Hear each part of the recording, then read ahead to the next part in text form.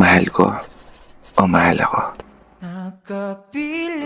Alam mo, may nakapagsabi sa akin dati na kapag gusto mo daw maging masaya, piliin mo yung taong mas mahal ka kesa sa taong gusto mo.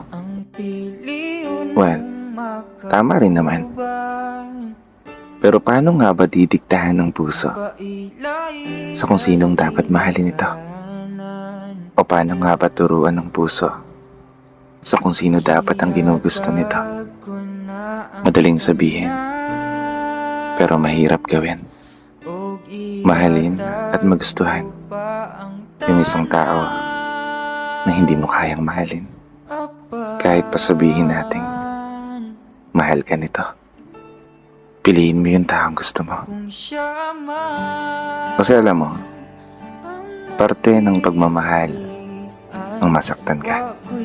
Kabilang ang pag-iyak at pagiging malungkot sa tuwing naiiwan kang mag-isa. Ngunit kalakip nito yung mga tawa, kilig, at saya na madarama. Dahil ito ang tunay na kahulugan ng pag-ibig.